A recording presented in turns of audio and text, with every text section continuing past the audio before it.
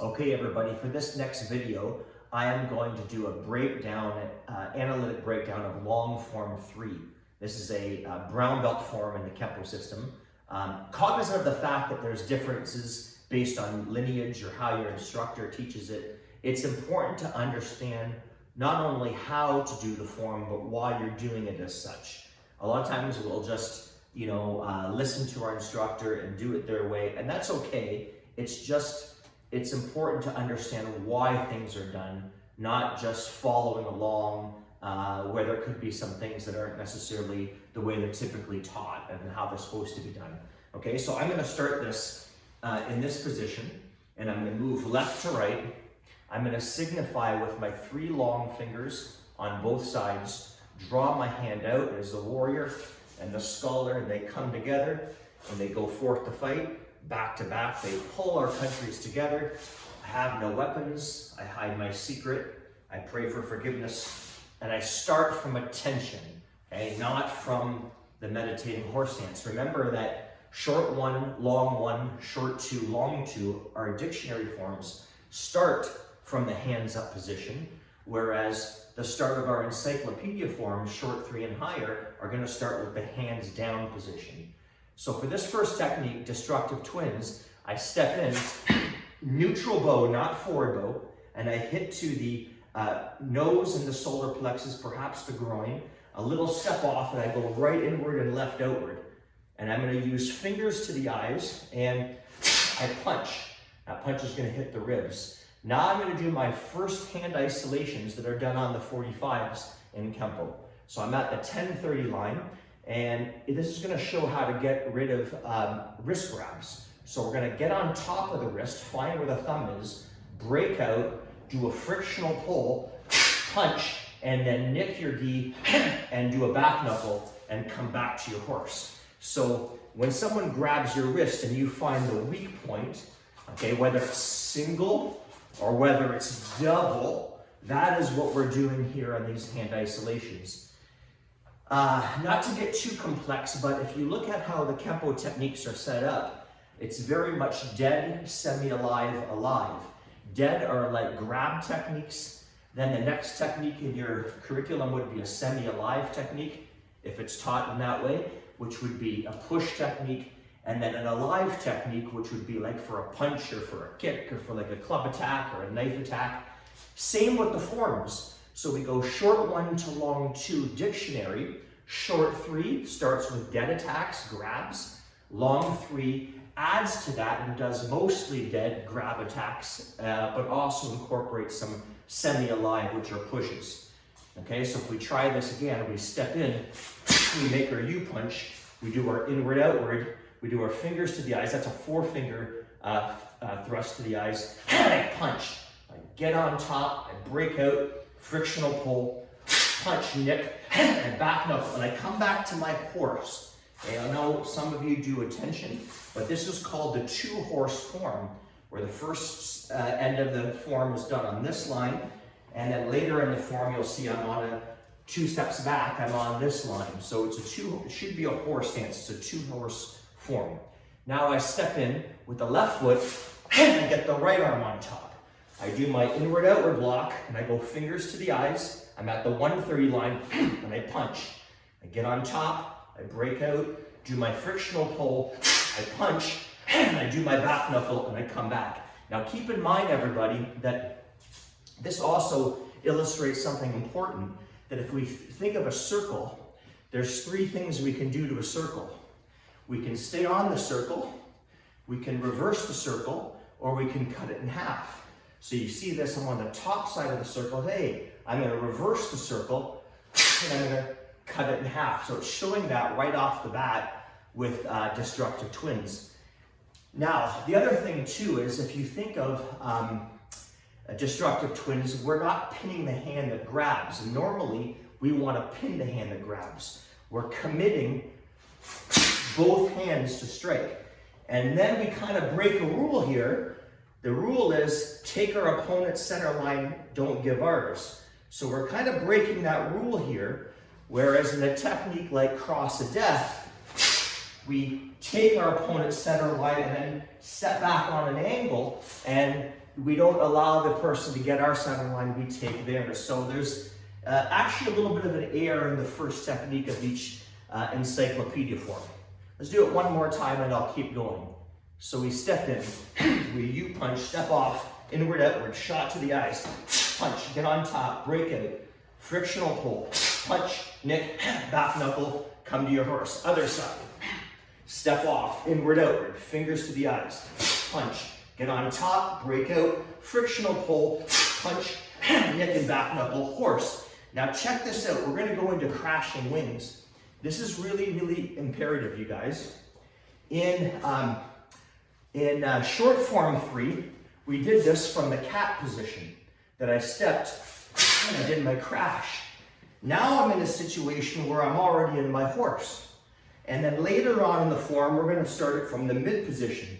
So one starts high, one starts low, one starts middle.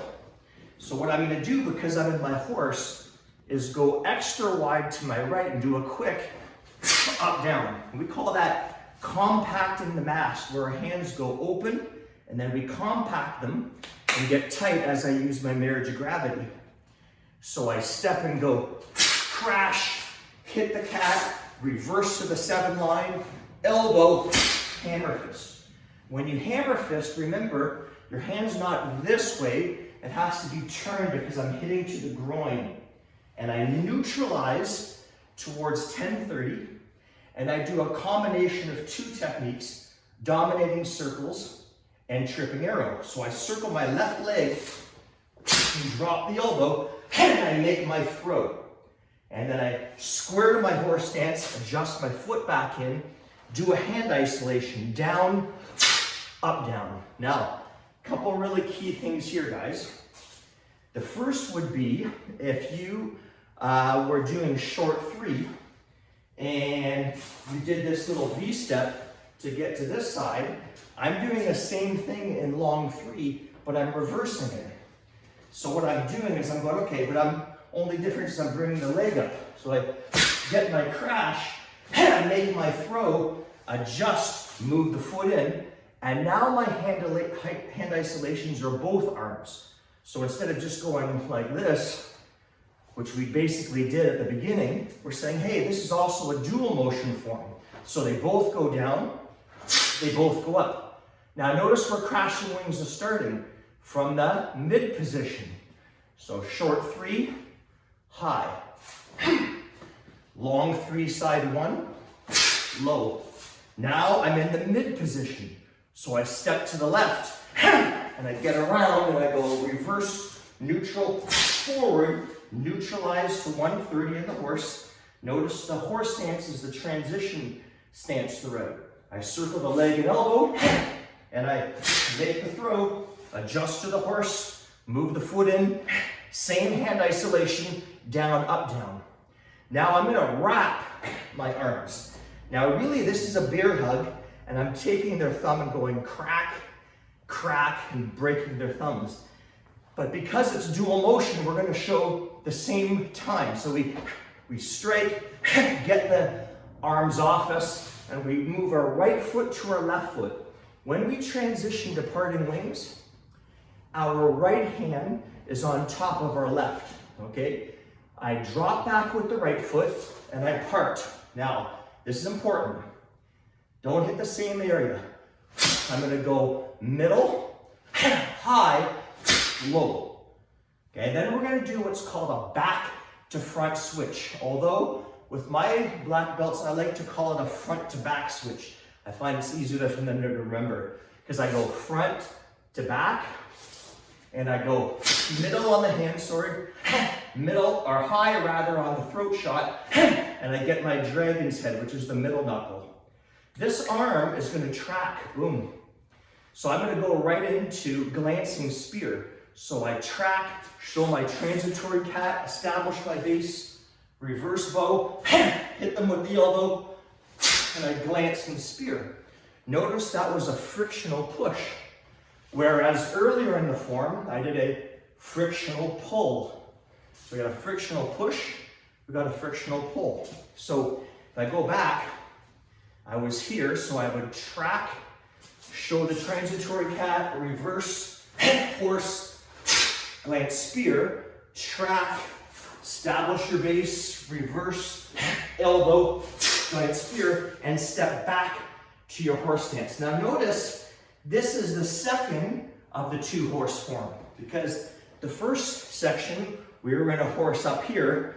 We took a couple steps back with glancing spear. Now we're going to keep hitting this horse stance. So I'm basically here, and I'm going to do a hand isolation. This is called pin to wing. Traditionally, it was done with the fist, but I strike down, hit with the elbow, back fist on both sides. What you often find is people hitting with the fingers to keep it a little bit more like Marriage of the Rams, obscure claws, better yet, snakes of wisdom. So the idea on this actually has a name called pin wing, is I strike down, I drop the elbow, and I back fist. I do the same on this side. Now they're grabbing our shoulder again. I'm going to claw, which means I'm going to break their arm, back fist the rib. And I'm going to do the same on this side. They're both going to go down. I'll do it with the hands open position. 2 vertical back knuckles, double claw, back knuckle, and chamber. Okay, you're basically about halfway through the form. Now I'm going to go into crossing talon. So in crossing talon, the person grabs your wrist, and unlike short 3, where I did my hammer fist and I finished circling wing and I had to pin to step, now I'm going to do a strike version. So I'm going to go counter grab, hit the elbow right to 12 o'clock, down on the arm, elbow, rip, elbow, back to point of origin, hence the horse stance. Other side. Take them down, elbow, rip, straight, back to the horse. Now we've taken 10-30 and 130. That was destructive twins, the first move on both sides. But we haven't done 7-30, 4-30. So I'm going to go around myself for thrusting wedge. Pull, upward elbow, claw, and come all the way back to the horse. I'm going to do the same on the other side, the 4-30. Pull down with the right, upward elbow, claw, and come all the way back. So you notice on this one that the fingers came into the eyes, the elbows came out. Earlier in the form in parting wings, the hands stay where they were. The hands actually went out rather than the elbows stayed in. Now the hands stay in, the elbows come out. So we're showing different categories of motion. So if I do that again, I go spin, upward elbow, claw, all the way back, other side. Now I go into blinding sacrifice. So I'm going to draw a heart with my hands, and I'm going to go 1, 2. Now, if I grab someone, assuming a male opponent, between the legs, hard, probably going to get headbutted. So my head must go on a zone of sanctuary. So watch my head. I rip the groin, hit the kidney, more dual motion, come out.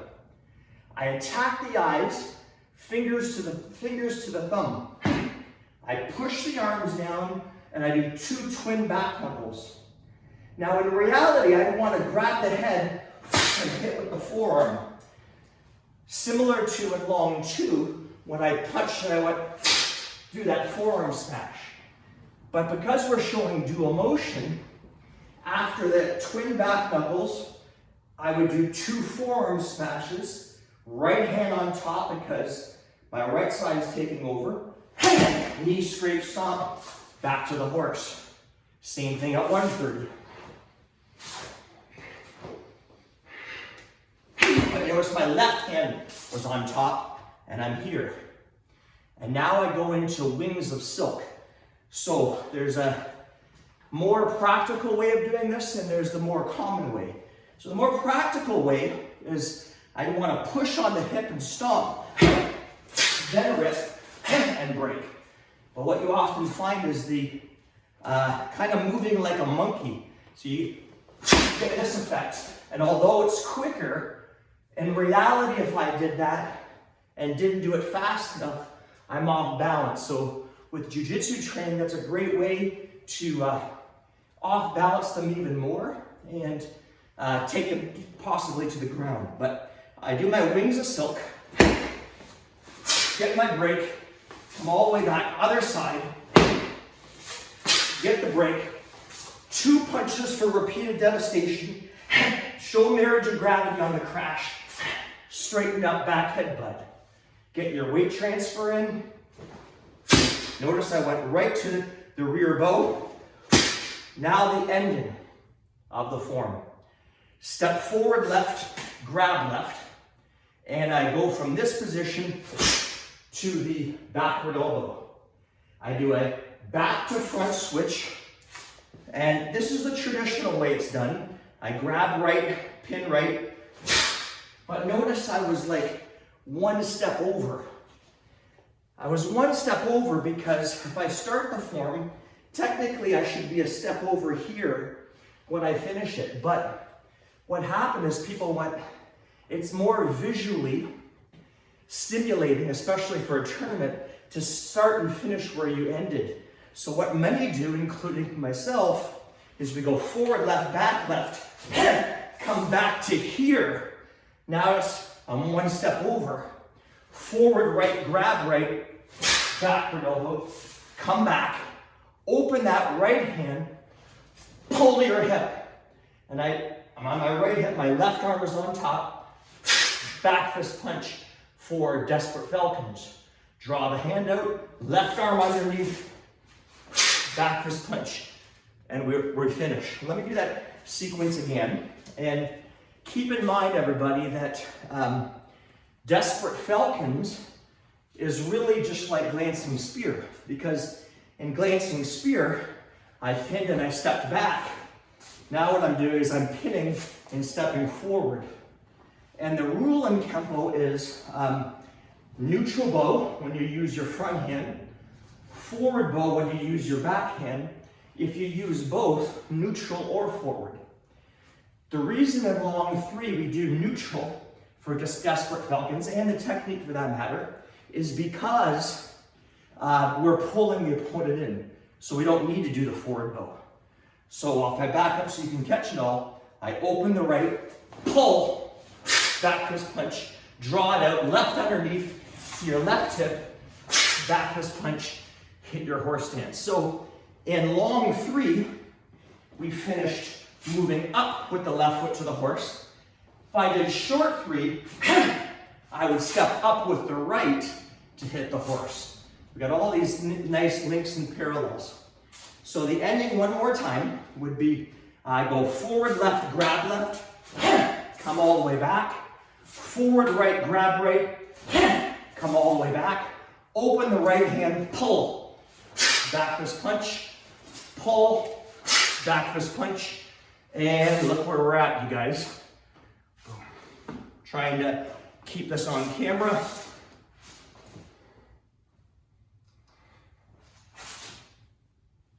And there's long form 3. Work it, work it, work it.